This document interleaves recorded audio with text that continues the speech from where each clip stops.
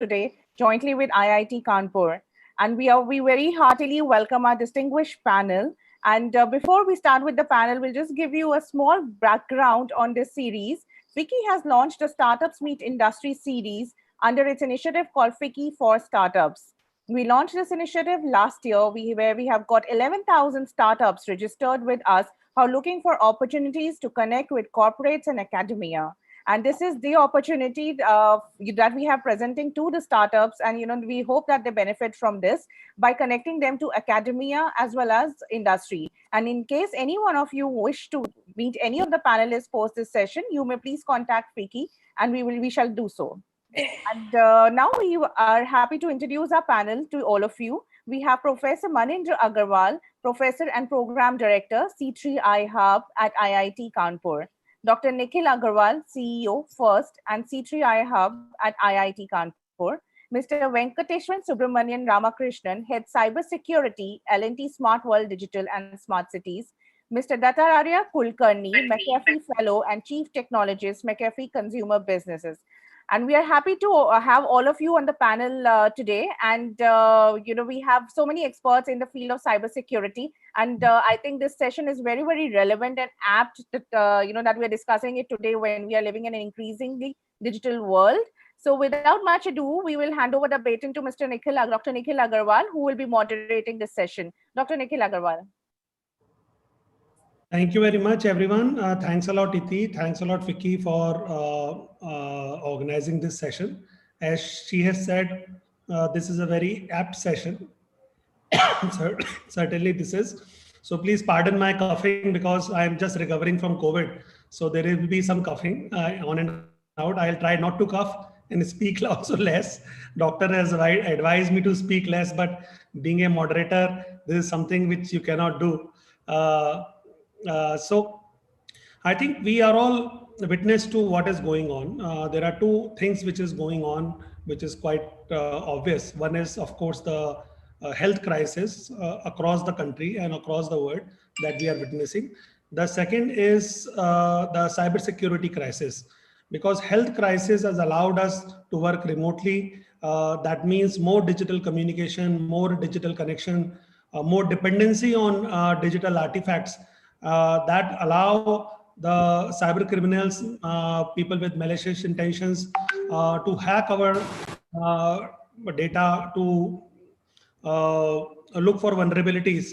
And something which is being said jokingly by one economist recently, that the people who have actually made money last 1 year are cyber criminals. Of course, I will not say anything about the Bitcoin. We have our own opinions about it, but certainly the cyber criminals are at the loose because everybody is staying home. So there is certainly the normal thieves does not have a way to come to your home and do something, but certainly cyber criminals you cannot stop.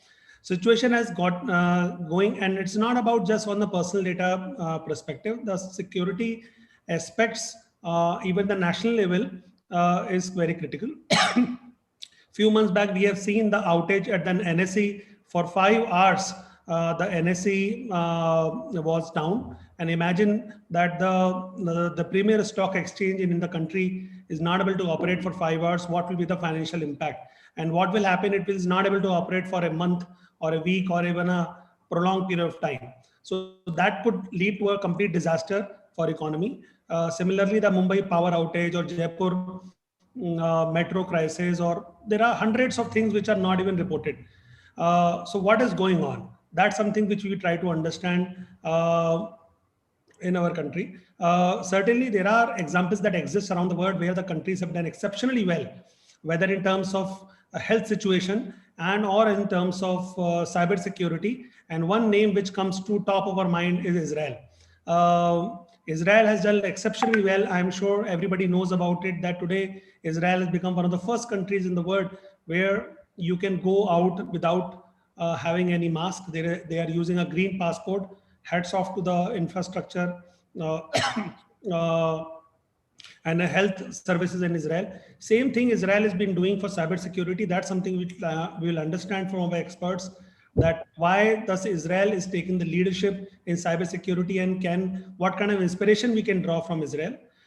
This particular series, as Iti has said, is being organized to understand more in depth about what are the opportunities that exist in cybersecurity. As we go along with the next 1.5 hours, I will also tell you what we exactly do, why we set up the center at IIT Kanpur, what IIT Kanpur Center is doing, how we are engaging with startup. I have some brilliant people who not only understand the business, but actually shape up the policy of cybersecurity in the country and around the world. We have Professor Maninder Agarwal, who is a Padma Shri, one of the most important computer scientists of the country. He has been program director for cybersecurity center at IIT Kanpur. We have Mr. Venkateshwar, who is the cybersecurity head of L&T, very reputed company, both from the physical infrastructure side as well as the software infrastructure side. L&T is one of the largest infrastructure company in India. Certainly, Venkat will have a view about that, how to safeguard either of the infrastructure, soft infrastructure as well as hard infrastructure. And we have Mr. Kulkarni from McAfee. It's a synonymous, we all know that McAfee is synonymous to the safeguarding, like, since beginning, I remember when I started using the computer. Since then, the McAfee is as synonymous as Microsoft to the computers. So we have a brilliant panel, and welcome to whoever is joining us from Zoom and also using the different other devices. This will be an interactive session. We will have certain rounds of discussion, then we will stop. And my request would be that we will take the question in the end. You can note down your question, you can specify your question, or you can keep on writing your question on the chat box. You can specify a question to a particular panelist, or you can specify to a general panelist. You can ask as many questions as you can, because knowledge is something which, when you discuss, comes more. So don't expect that it's a lecture, it's an interaction. So my request to all the startups who are joining from everywhere should ask more and more questions. So with this, I would like to start. My request to the panelists would be in this particular round, kindly speak for 4 or 5 minutes. Give your quick introduction about the organizations where you're working, what kind of job that you're looking at, and why it is so important what you're doing for your organization and for others. I would request Professor Agarwal to open up the panel. Thank you, Nikhil, and good afternoon to all the panelists and participants. Manindra Agarwal from IIT Kanpur. I work in the computer science department here, and currently I am one of the 2 program directors of this National Technology Innovation Hub on cybersecurity, which is set up at IIT Kanpur. IIT Kanpur has had a history of work in cybersecurity, and particularly for past 3-4 years, there has been very intensive work made in the cybersecurity of critical infrastructure, malware analysis, and penetration testing of systems. The Technology Innovation Hub that has been set up at IIT Kanpur has many unique features. And so I'll list just a few of them, which may be of interest to the participants here. First is that there is a significant amount of funding that has been promised by Department of Science and Technology to us over the next 5 years. Part of this funding is for nucleating R&D proposals all over the country in various academic institutions and provide support to them. Another part of the funding is for nucleating startups, and not just nucleating startups. Even there is an existing startup in cybersecurity domain, and they want to use our expertise, our facilities, or other kind of support. Then we can onboard them and help them along, both in terms of monetary support as well as support through providing access to facilities. Now this part and the third part of this funding that we have received is for training at a very large scale. We have already launched some programs for professionals as well as for students.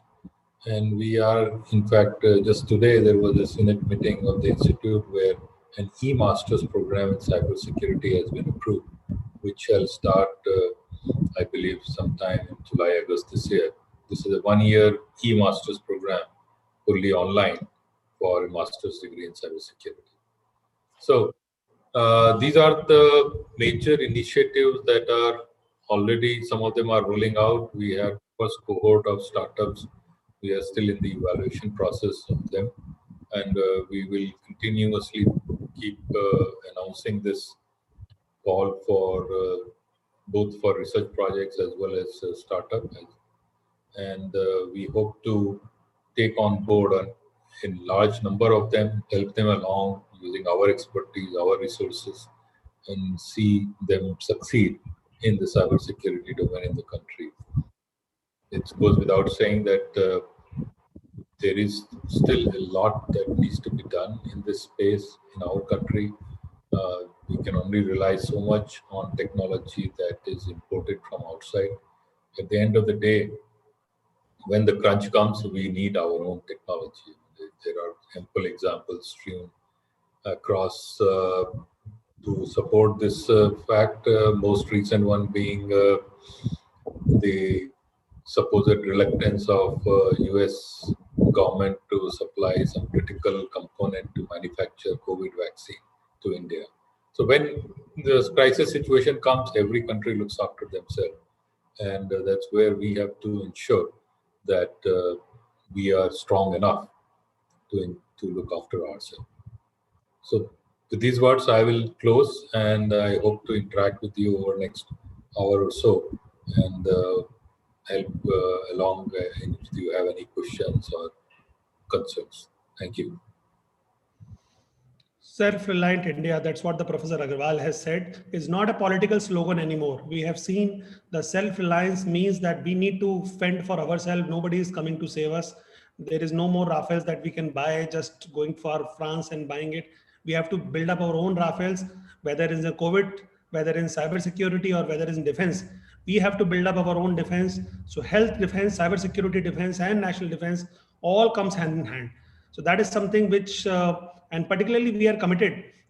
In fact, you'll be surprised to know the IIT Kanpur is working on all the three aspects of defense. So we have defense startup which are working closely with the defense ministry. We have, there are a number of our startups which are working tirelessly for finding solutions for COVID. Many of you have heard about the ventilator project that we build up the ventilator in 60 days time. There is a mask company which is building up the mask.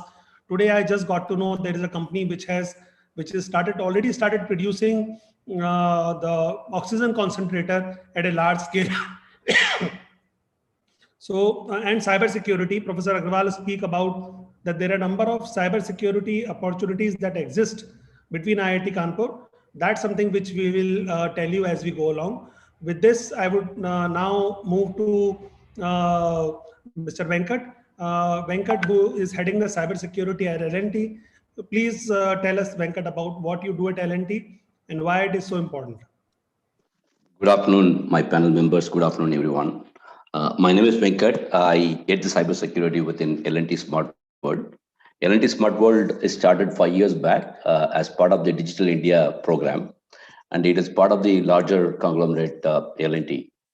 And the three broad areas that we focus within India right now, most of the projects that we work on within India, and primarily deal with the critical infrastructure, and that's where the cybersecurity interplay is very critical. And one of the core business is the large-scale city surveillance program, and be it like Mumbai, Hyderabad, and even Kumbh Mela, which we have executed it. It's a large-scale surveillance programs. We work with a lot of startups in India. I think it's good thing is a lot of startups is actually there in this space of smart city, and we have been working with them for the last 4 or 5 years.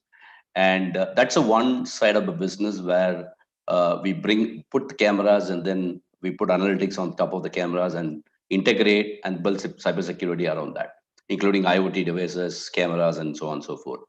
That's a one focus area that we do. I think roughly around 25 projects that we have executed in India, large scale projects across multiple cities.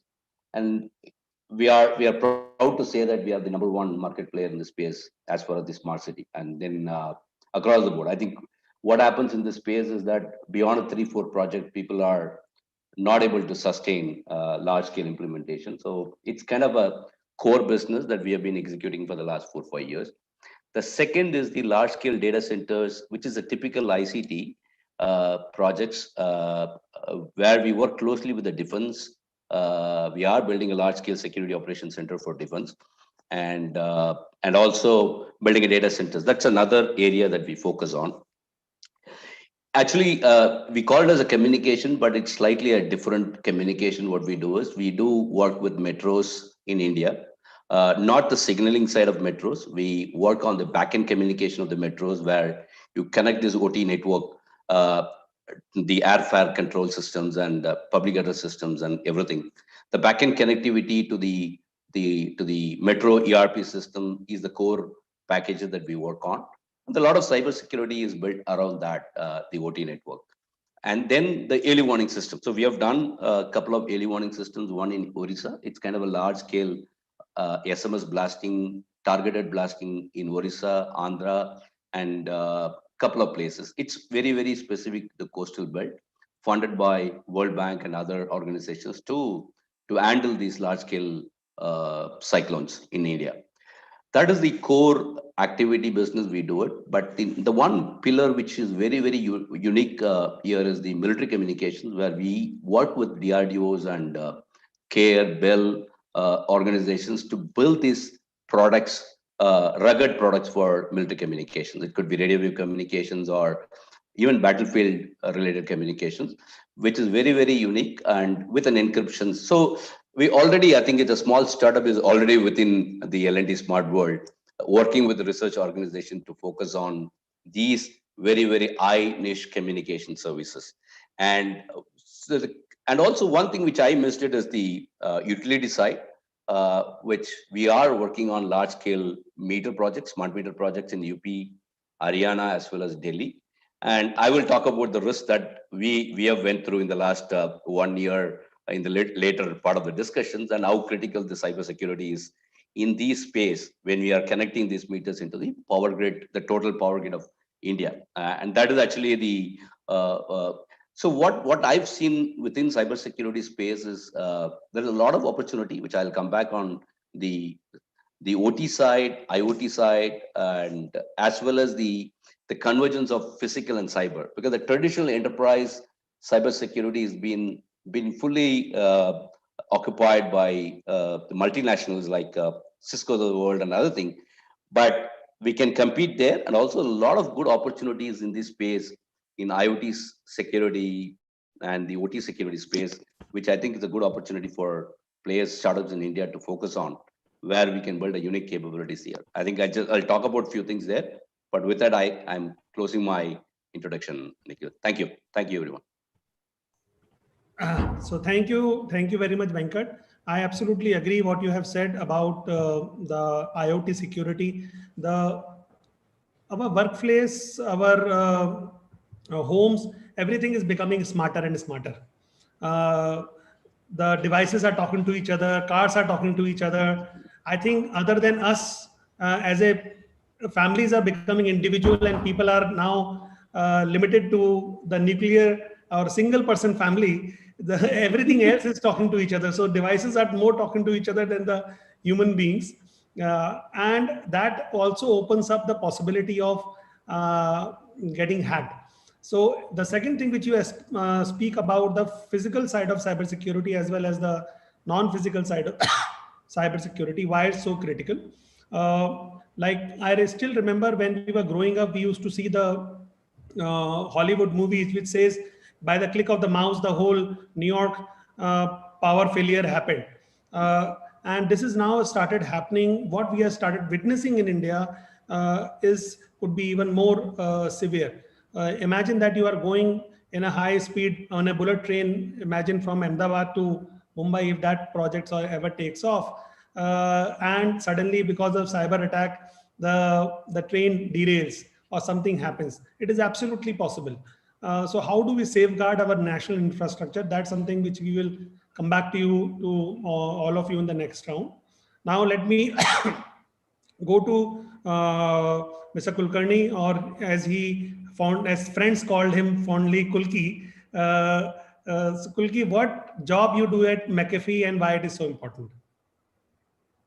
Yeah, thank you, Nikhil. I don't know why the name Kulki stuck, but it has for years now. So I have been at Intel and McAfee for quite some years. So my role at McAfee is fun. I'll explain to you why and how, and what keeps me going. So I'm a McAfee fellow, and also I'm the chief technologist for the consumer business. There's a consumer business, there's the enterprise business, and so consumer is what I breathe every day. So what am I doing in India? So I think it's a great example for not just design invented in India, however small the story might be, that we are a lab that is built in India, India's McAfee India Center. And sitting in India Center, we study trends and user habits across the globe. I study them. We think about what kind of patterns are emerging, what kind of gaps there are, what kind of needs there are. We come up with new concepts. We do technology research to go and address these problems to be solved. And we are a cradle to product kind of a lab. We start thinking about the ideas and start building products. And eventually we take these products globally. Okay. So that's what we do. And that's what keeps me going every single day. And it's actually a great story. And I'm very proud of it. Actually, when I came back to India about 10 years ago, I think it's a dream come true for two things. One is that you get to sit in India and solve problems for the global problems, number one. Number two, you get to do some technologically deep things, number two. Number three, it's very satisfying also because the problems, hard problems, especially in cybersecurity, don't get solved miraculously. You need to train people, you need to grow people, and generations of architects, dozens of architects have become inventors, and they have gone on to feed the industry. So from that point of view, it has been really, really satisfying thing to do. So that's what we do. It is I cannot really call it as a labs because we are cradle to product, but think of it as a technology pathfinding group. That's what we do. So, as somebody has said that sell anywhere or build up here. So that's something. So in India has been innovation center for ages, since beginning of the civilization, I would say. I think now the global companies are also finding that innovation is something can happen in India. So we said, okay, build up anywhere and innovate in India. So something what we should start exporting is not just the services, but start exporting the innovation. This is what will become the basis for our. So thanks a lot what you're doing at McAfee. Now coming back to the most important question about the national infrastructure, what we call it the critical infrastructure. What is the meaning of a critical infrastructure? How do we safeguard it? What challenges are faced in while safeguarding the infrastructure? What kind of technologies are being deployed by various organizations, and what policy aspects come to the play? So these are the few questions that comes to my mind when it comes to national and critical infrastructure. So I will request Professor Agrawal, who is the program director for cybersecurity and of cyber physical infrastructure. So what C3IB is doing, what kind of test beds that you have developed, and how you are trying to help in safeguarding the national assets.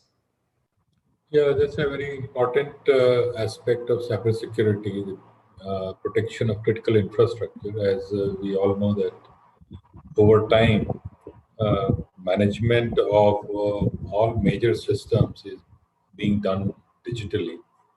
And this especially pertains to the critical infrastructure that is essentially the lifeline of the country. For example, the entire power generation, distribution mechanism, Same is true with the water and then nuclear plants, then the entire railway management network, that's also all getting digitized. The railway signaling is getting digitized. Of course, the banking system, all the entire financial system has always been, not always, but at least for quite some time, being done on the digital space. So all of this comes under the umbrella of critical infrastructure, because if any one of these systems goes down, even for a short period of time, it can cause havoc. And that is something that we cannot afford to have. For these reasons, it is very important to pay special attention to protection of these. Now, while the digital space provides ease of use and access, it also opens up the system for attacks from all over the world. So we need to have in place protection mechanisms which can detect an attack happening on the system while it is happening and take necessary action to prevent it or at least minimize the damage it can cause. Because if we wait until the attack has been undertaken and has brought down the system, there is already a significant loss that happens. So one needs specialized techniques for protection of this kind. Now, we also must keep in mind that the hardware used for controlling these systems is also specialized. It's called the SCADA hardware, which are specially tuned for working with the critical infrastructure kind of system, with providing certain performance guarantees. Now, at IIT Kanpur, realizing this, we have built testbeds for many such systems, which includes power generation and distribution systems, the water management system, an industrial automation testbed, and then there are a couple of others. So all these testbeds are already functional and running at IIT Kanpur.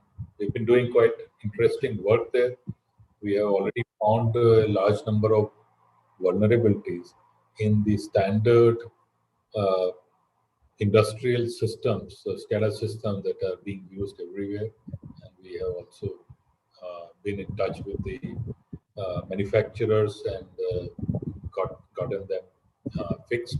So that kind of work has been happening, and that's something that's very exciting. And it's really, there is a lot more scope for development here. As I said, the ultimate goal being to have a protection mechanism in place that can continuously monitor the traffic coming into a critical infrastructure SCADA system and detect anomalous behavior as soon as it happens, and even before it can cause any significant damage, take steps to control it. So that's a hugely challenging problem. But a solution to this problem can have tremendous benefits to the country. So that's a target that we aspire for, and we would love to have collaboration and support and partnerships with all other entities who are interested in this. Thank you. During the lockdown, one thing I'm sure everybody must have done is to watch Mahabharata and Ramayana. I remember I was watching Mahabharata, and we used to follow those times. We used to follow very structured war format. Morning, there was a person who used to put the bugle, the war starts. Evening, the war stops. But the things have changed in the last 4,000 years. It is no more a Mahabharata or Ramayana Yug. The things have changed. Now the attacks happens on our infrastructure 24/7 and in more rigorously than you can ever imagine. If there is another Mahabharata written for after 2000 years, it will be they will find it quite challenging to document what has happened and why this is so that the attacks are happening continuously 24/7 without even knowing the enemy and without even knowing who is attacking what. So that is something which is becoming quite troubling. We don't know. It is becoming difficult to identify even the enemy. It's so easy to say, okay, China is our enemy, or Pakistan is our enemy, or X is our enemy, or Y is our enemy, but we don't know. Reality is that this is becoming more and more difficult. So therefore, there is a continuous need for safeguarding, continuously need for identifying and understanding. Now the work is not between morning Surya Astak. It is not like that. It is the continuous activity that we have to do. Venkat, you are handling the smart cities. Smart cities are dependent on digital infrastructure. We all know about it. The whole concept of a smart city is built up around digital transformation and digital infrastructure. And L&T is being leader in building up some of the critical infrastructure, whether in terms of dams or in terms of roads or in terms of railways, airports. L&T has been involved in everything, and particularly building up the providing the base support for. So your job is becoming extremely difficult. So what activities you are doing so that you ensure that this infrastructure you are building or anybody else is building safeguarded continuously? Sure, yeah.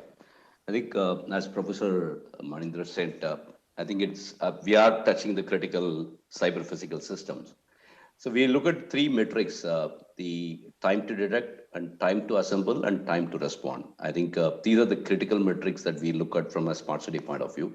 The challenge that we always have is the time to assemble, because the stakeholder management is not as simple as the stakeholder management within the enterprise world, where you know exactly whom to reach out and how to reach out. The time to assemble and time to get the right people is a challenge within the smart city. So way we look at the smart cities or any projects, and as I said, I think it starts from the network design of these devices. So we touch the traffic management systems, like your automated traffic management systems. Anything can go wrong in those controllers. The second is the number plate recognitions, and then your red light violations. So now I think what has happened in the last 1 year, a lot of analytics are going into this space, and where a lot of metrics are collected, right from number of people violating it. In fact, even in the time of COVID, and there was a requirement to identify people wearing a mask through the cameras. I think we have to develop those algorithms using these open source, and then deploy it, test it in the cities like Hyderabad and other places. So there is a lot of digital interventions that we all think enterprise is doing the digital intervention. For sure, I think the state governments are very, very well geared up to bring this digital intervention requirement to smoothen their activity. And nowadays, I think this entire command center that we are building for smart cities or a surveillance program is become part of a war room, like a typical cyber. It's not a cyber war room. It is more of a war room for any of the large events happening.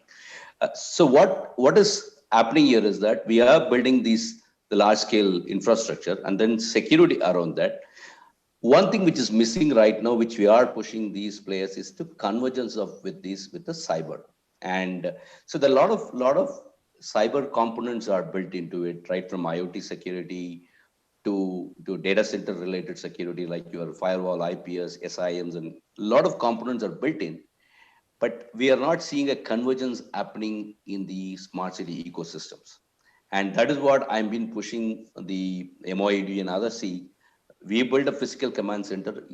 We already built the right infrastructure for cyber. Wouldn't we do a convergence here? It's a great opportunity to converge it. And that is the one area where we would be able to reduce the time to detect, time to respond metrics. So coming back to the other area where we think it is also critical is the supply chain part. And I think Professor Manindra was saying is that exactly the way these ecosystems work in India is we get the component from multiple countries, most probably from China and other countries. We assemble it. We put a software on top of it. We have no idea about the underlying the embedded hardware which comes along with this could be your camera, it could be anything else. And there is no ecosystem right now to test the component at the hardware level.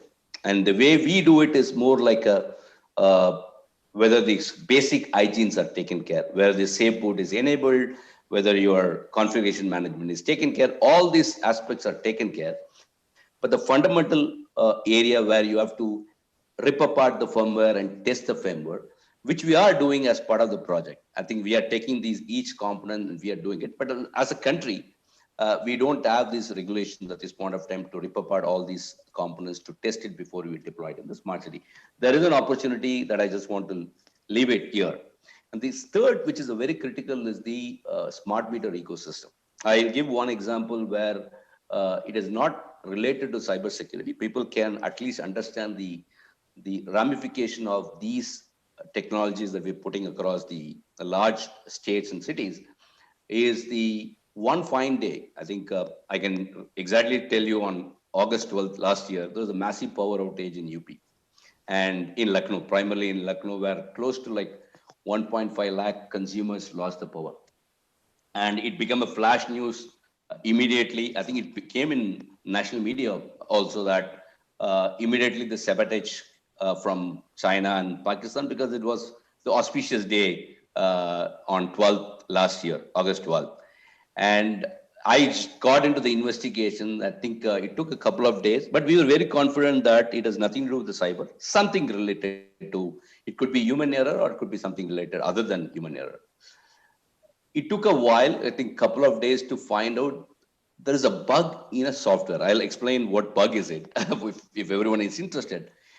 The point that I'm trying to do is that it is not the security. The fail to safe is also critical in these large infrastructure that we are building. Like if a component fails, can it fail safely, or can it lead into a sabotage mode? The classic example of this is that there are two operators operating this software, which is used for collecting the data from meter, as well as using the software, we can remotely disconnect the meters.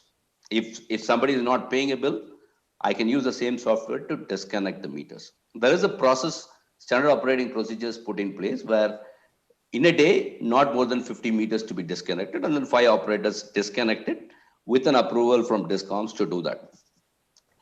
On a particular day, the way it happens is you have to create a group and you add a meter into the group and then go ahead and delete it. So it goes into the backend and then it takes its own sweet time to disconnect it. One operator was creating a group, adding a new, the group was already created, he's adding a meter into the group. Within a split second, another operator was doing this, housekeeping job to delete the old groups. And he was deleting the group within a 2-3 seconds gap. And the software defaulted, instead of a 10 meter, it defaulted to the larger database of 12 lakh meters. Fortunately, we could figure it out immediately to control it to lead to 1.4, 1.5 lakh meters. Had it been a 12 lakh meter disconnect, and there will be an instability in the power grid. Definitely, because within a second, all the meter disconnected. So it has nothing to do with the cybersecurity per se, but whatever we deploy in a large scale infrastructure, security and fail safe go hand in hand.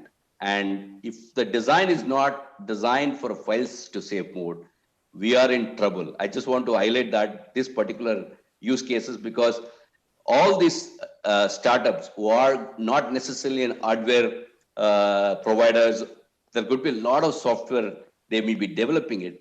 They need to think that whether the software that they develop can handle the fails to save, the stressed environment, because you never know in the real time how things are working. It may be good in the lab, but in the real time, the operators handle. This was not tested across the product scope. It was actually something new to the product vendor, and they never encountered these kind of situation in their life. They've been deploying across the globe. So I think fail-safe is another area when we are looking at a critical infrastructure beyond a security. Supply chain is definitely is going to be highly critical. I think government is pushing a lot on the supply chain critical. Now we are depending on too many countries, but there is a scope for a large startups and large companies like including L&T to play a big role in creating a manufacturing for these large scale supply components which can be manufactured in India to address these kind of critical requirement. Thank you, Nikhil.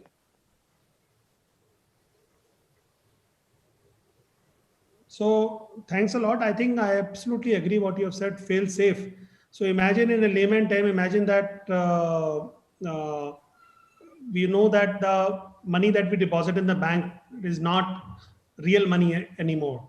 So you may be having a crore or even 100 crores in a bank. It is just the zeros recorded in some kind of servers.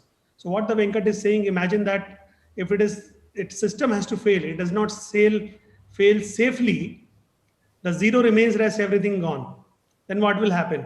So banks build up this DRS system so that the data backup is there. So your money is actually there. It never becomes zero, but it is certainly entirely possible. Theoretically, it is possible to do it.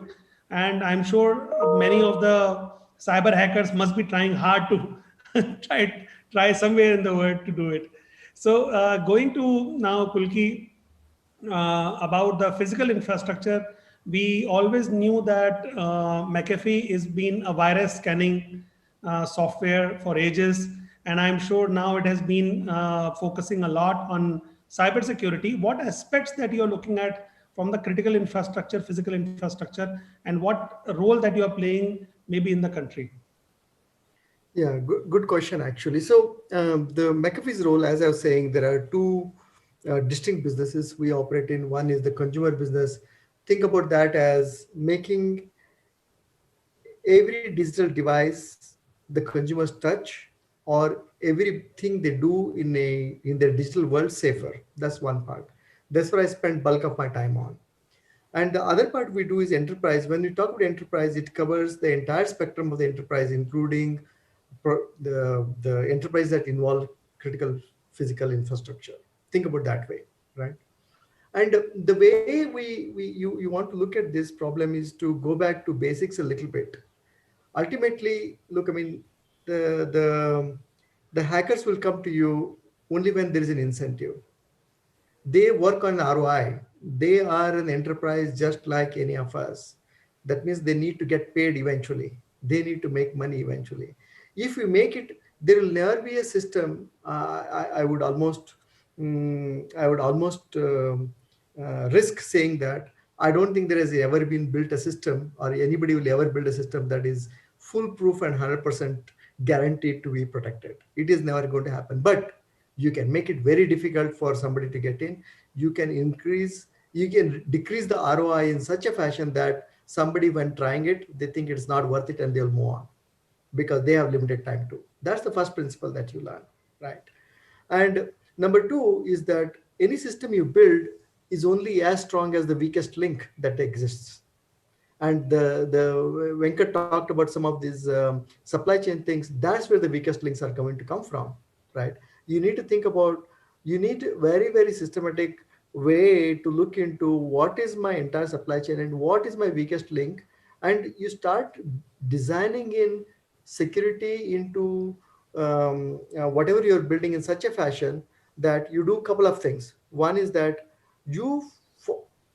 quite a few of the, he talked about a bug. I'm sure when he explains the bugs, you'll see that some secure coding practices 101 was broken by somebody, right? You need to make sure that you do that 101 really well, number one. Number two is that you want to build systems that are tolerant. For example, in the smart home context, not necessarily cyber physical context, I'm trying to build systems where the behavior that the system overall demonstrates is independent of the security posture of the individual device. That means, let's say there is a camera, and let's say that camera is compromised. Even then, I will let it behave only like a normal camera and nothing else. So we need to get to a model wherein even you just translate the same experience into a cyber-physical system, you have a model of the model behavior or expected behavior of a meter, and meter will behave like a meter, period. Any other anomalous behavior is blocked by design, right?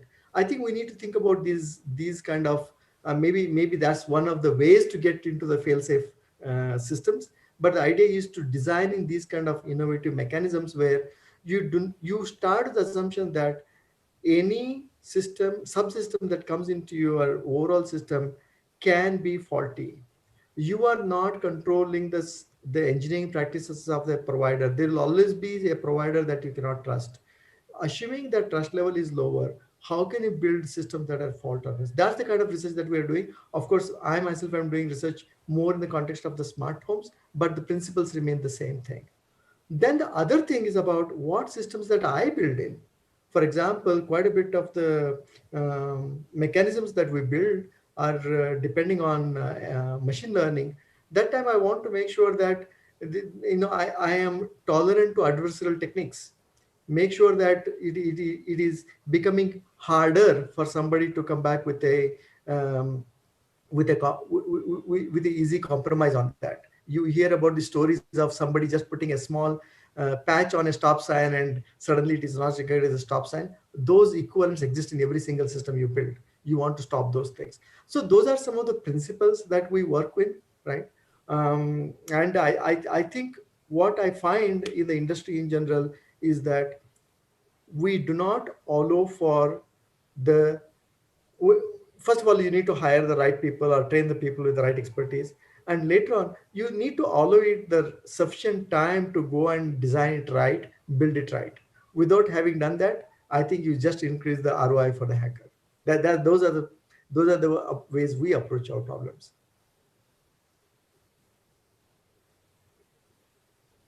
Thanks a lot. Certainly so many interesting things are going on, and more I hear your stories and examples, it looks like that, oh, it's a science fiction going on. So the last round of questions to all the panelists before we open up the floor. I think there is questions started already coming.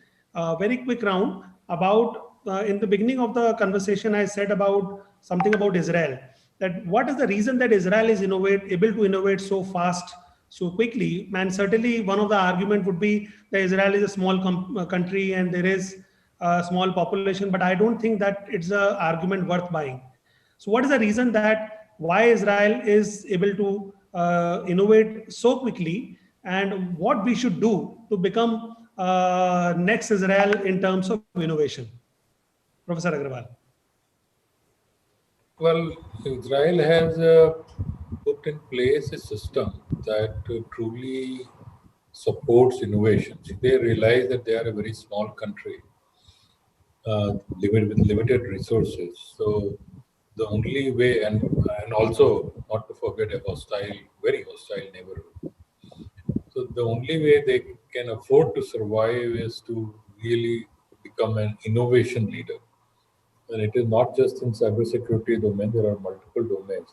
They have tried to pick, or they have identified a few domains and they have gone all the way to become the innovation leader in that. And of course, they have really promoted the young to be the risk taker and provided the necessary support to by bringing in institutional, that is academic institutions, the industry, and the government. All three components sort of move in synergy.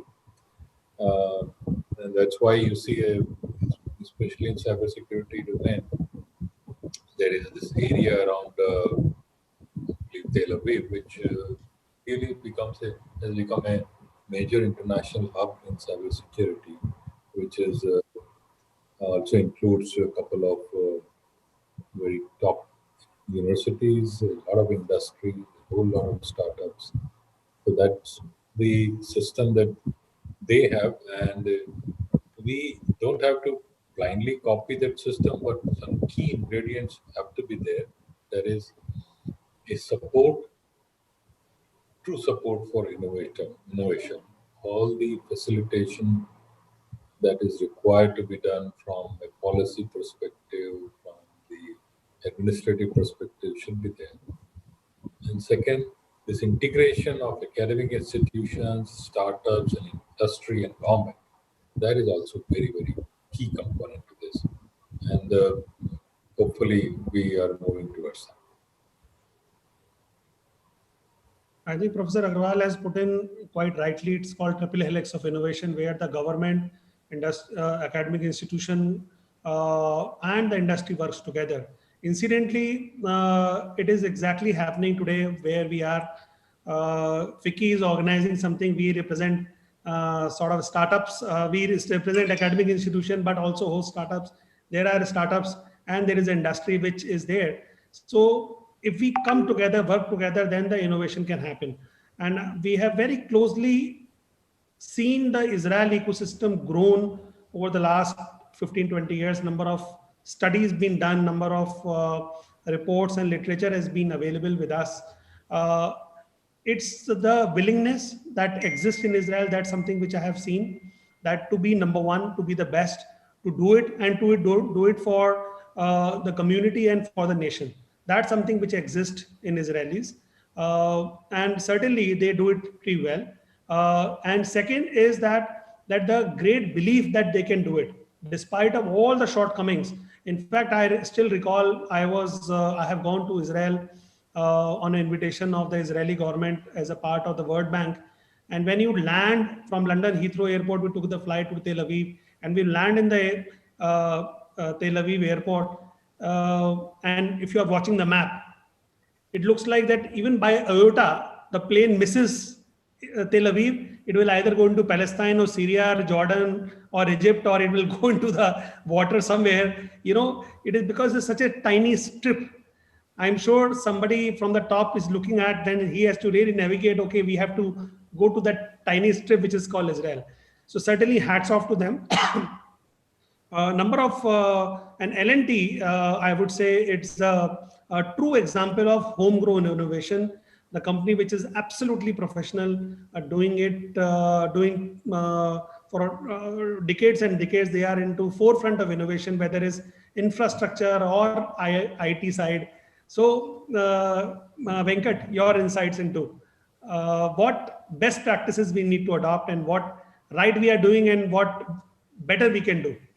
I think Professor Manindra covered everything. The constraints and innovation go hand in hand. I think Israel had gone through a lot of constraints, and I think a lot of support from innovation. I think it is L&T worked with a lot of institutions in India, IITs in India. It may be related to construction industry, and we are working with L&T as a larger work done in L&T Defense, though it is not part of a smart world. L&T Defense has a bigger role to play within the defense community in India. They work closely with research organizations, ISROs and DRDOs and IITs. It is not necessarily within India, and they also work close. We also work closely with the Israel, France, and other countries, because it's not a one country where we can build everything together, and this requires a lot of support from different countries. So what I found very unique, other than what Professor said, is the innovations and support from industries and institutions and academics. Innovation thinking is beyond 1 year, 2 year. It is beyond that. And they actually, the way they create this product, thinking 5-year, 10-year roadmap, and they are actually okay to fail. And there is no fear of failure. I think, I'll give you one example that I've been interacting in a couple of weeks back. There was an interaction happening in Dubai over a video conferencing with it. So large startups in Israel. One of the startup is focusing on building a visibility at home from a security point of view. The reason behind that is that now we have a smart TV, and slowly we'll build Alexas. We have so many components is going to be digitally connected. And we also end up working from home. And this is going to be one of the bigger risks for the enterprise, as well as institutions, as well as for a personal privacy point of view. They're building a solutions to cater this particular segment which is going to not necessarily cater to the personal side. It's going to help the enterprise and other areas to ensure that the security and privacy is taken care. This actually, it is not a need of the hour now, because not everyone connecting to the internet across the globe. But I'm sure, I think they would have thought 4 or 5 years from now, saying that 5 years down the line, I'm sure, I think 60% of the global population or 40% of the global population would be connected to these devices. And security privacy is going to be paramount for an individual at home. I think this is actually thought process been put in for 5 year roadmap. I think that is where they're actually huge differentiator. On a lighter note, one of the startups in India in cybersecurity space was finding it difficult to penetrate within India, because always the question mark comes in whether this company will scale, survive. A lot of questions come in the enterprise world. But on a lighter note, he suggested one thing to me, which is very funny, saying that, can I put my office in Israel? Can I move my office in Israel? Will it help me to build a brand within India? Fortunately, it helped him. That is a brand they have created. No? Israel has created a brand that the moment you say, I come from Israel, then you are rest assured the cybersecurity is taken care. So it's a kind of a perception they created over a period of 40 years because of pure support from government and innovation, thinking long term for 5 years, 10 years, not for a 1 year, 2 year to solve a particular problem. I think that's where there is a differentiator that I've been interacting with the Israel companies. I could see them thinking 5 years ahead, Nikhil. I absolutely agree with you. This perception of setting up office abroad and then selling it, it's going on for quite some time. Even for the startup, even for the large companies, they set up their Silicon Valley office just to say, okay, we are a Palo Alto headquartered company, but it's absolutely desi company. So yes, certainly. But I think that perception has to change. The location does not matter. You know, there was a very quite interesting IBM ad used to run many years back when they started this concept of innovation. They said, okay, there is a large enterprise which want to start the innovation. So what they say, okay, we have to set up an innovation department. So a department was set up. Then they have a room which is called innovation room. So anybody who has to do innovation has to go into the room and innovate. So one day they were like, the ad goes like this. They were all doing pranayam.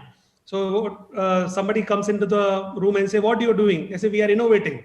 So, so innovation. So the question IBM was certainly asking through the ad is innovation privy to a room or innovation privy to a time when you have to go? So certainly. So Kulki, you mentioned about the McAfee Innovation Hub that you are heading in India. And I'm sure you have insights about the best practices, what is going around the world, and how are you making sure that some of these best practices are implemented in India? And I'm sure there is an internal also competition to make the McAfee India Innovation Hub the best within the McAfee and within the similar organization. So how are you doing this? Yeah, I think whether we're talking about Israel, whether you're talking about the McAfee microcosm, I think if you go down and study it, ultimately the characteristics are similar. Eventually, you cannot simply blindly follow. Why am I going to characteristics? I'll explain those characteristics, at least in my point of view. Is because just because a model has worked for Israel, a model has worked for another country, we cannot just apply it to India. You have to contextualize to India because our problems are different, our solutions will be different, our ecosystems are different, our government policies are different, whatever it is, right? We have to contextualize it. But having removed all those layers, if you go down to the bottom of it, whether it is a start team, that's what I call my team, is a start-in team, or a startup in Israel, the principles are ultimately the same. I would think you have to be, first of all, it is like a student behavior. What I mean by that, a good student behavior.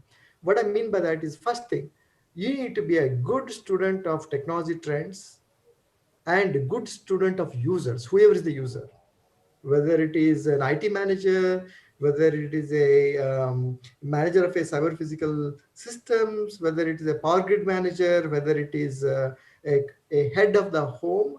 whatever it is, you need to study your user really, really closely, follow them, understand their pain. That is one thing that we all have to do. And that's the beginning of innovation. And that's actually easier said, actually it's very, very difficult to do. Most of the time, when we talk about talking to the user, people mistake it, like when you talk about user studies, trying to understand the trends, people mistake it to be trying to tell the user what I'm thinking about and try to get a validation for it. That's not what it is. It's simply that you open your eyes, ears, and say, okay, what is the user going through? Whoever is the user we're talking about in the context. Number one. Number two is that student behavior. You need to be extremely hungry. And only when you are desperately hungry, some really interesting things come out. And that hunger could be because of the resource challenges. It could be because of our own ambitions, whatever it is. But that level of hunger has to be such that you need to say that I am going to get this right. And you will fail. You will fail again. You will fail yet again, right? And number three is, which is a challenge that we run into also in, I'm sure every corporate runs into that, is risk averseness.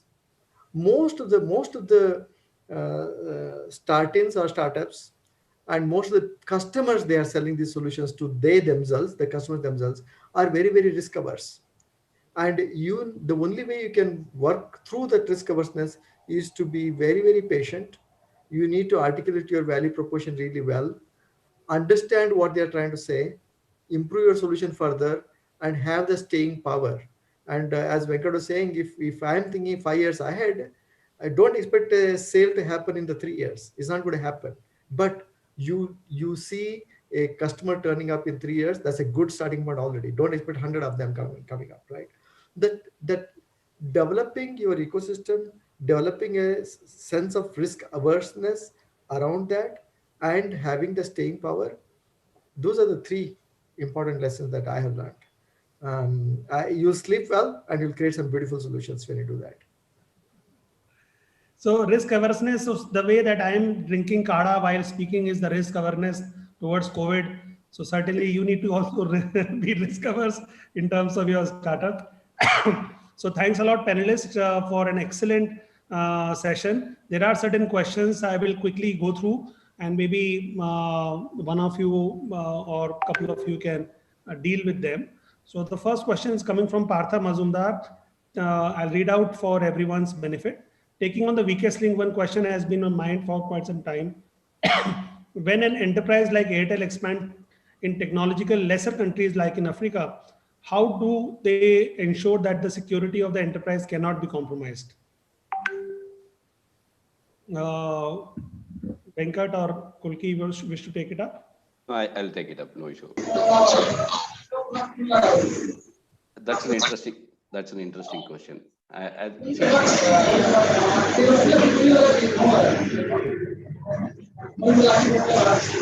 Hello? Manoj, you need to mute yourself. Yeah. See, the way the enterprise misses the part is the thinking primarily from a threat and attack vectors actually misses the whole picture of risk. I think what I found the enterprise is that the way they handle is to be looked at from a scoping of a risk. Risk scoping is not an easy game like what we are talking about, because in a cybersecurity community that I found is that people misplace the threats and risk attack vectors interchangeably in multiple ways. And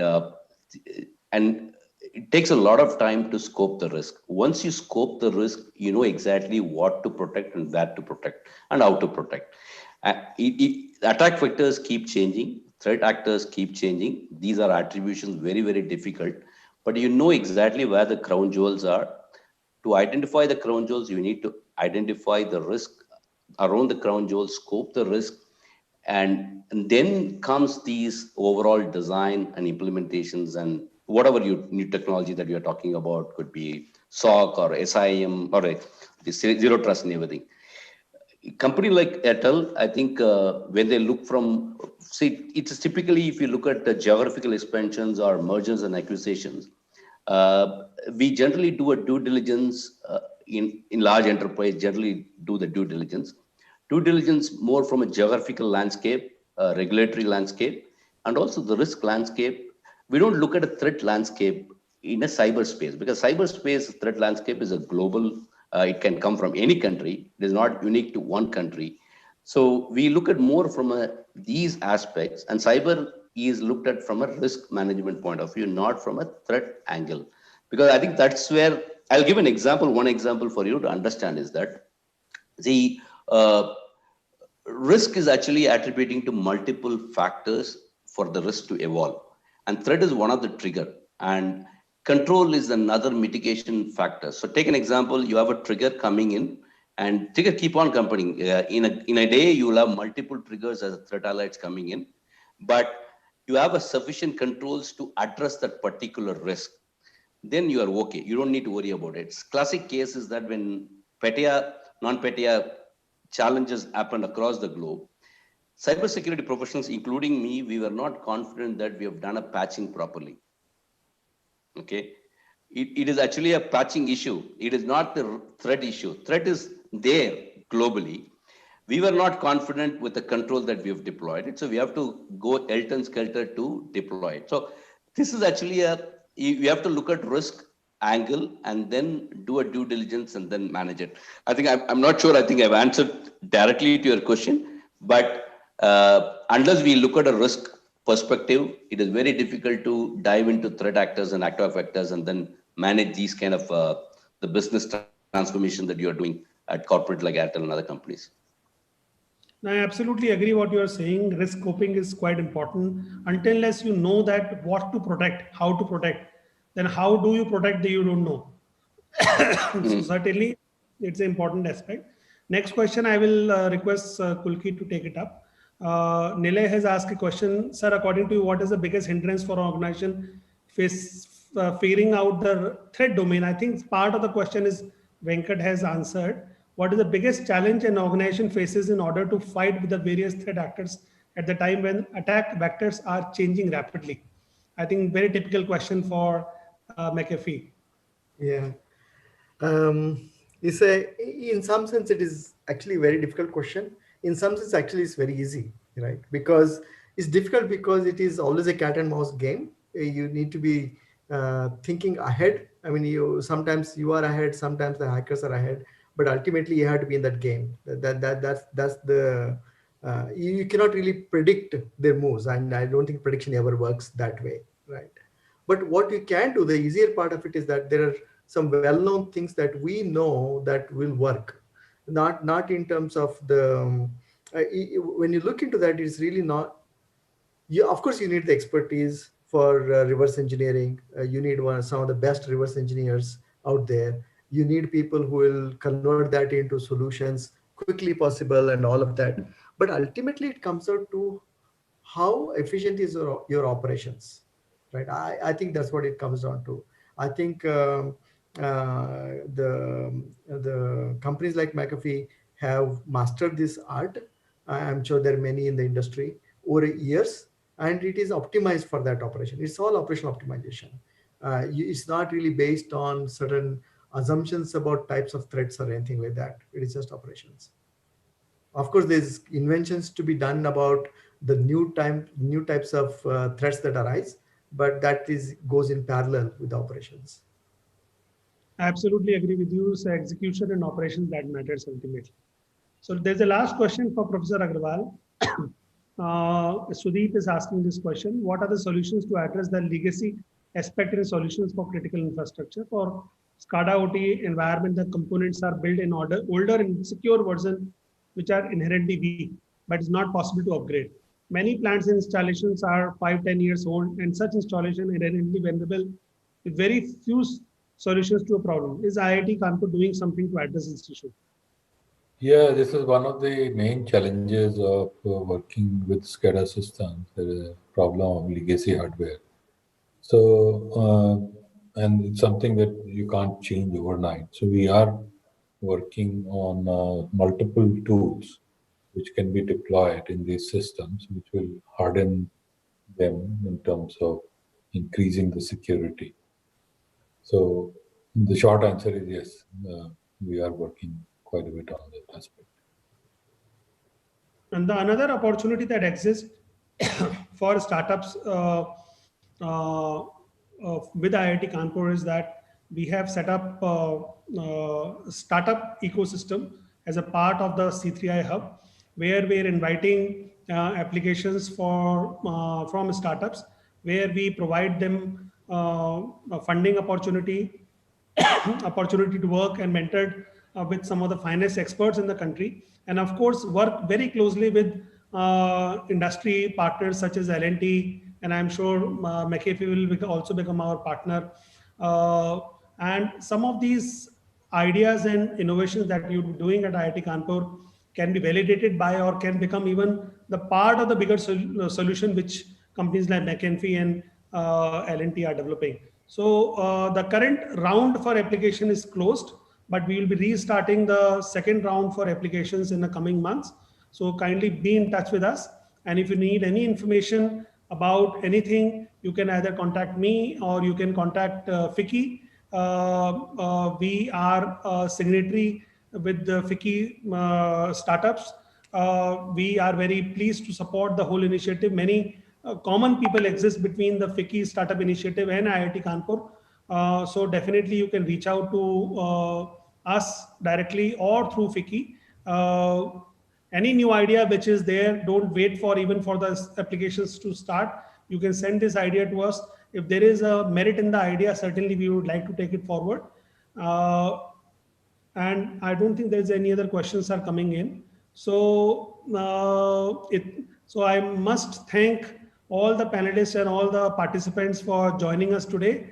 It's been quite a learning discussion, and I look forward meeting you all very soon, particularly the people who are not in the north side. Iti, over to you. Thank you, sir. Thank you so much. And we are very pleased to, hear you all. And I think it was a very successful session. And subsequently, in case any of the startups contact us and would like to be in touch with you guys, we'll definitely take this up. And we thank all the panelists and look forward to be staying in touch. And till then, stay healthy, stay safe. And Dr. Nikhil Agarwal, get well soon, sir. Thank you for doing this today. Thank you. Thank you very much. Namaskar. Namaskar, everyone.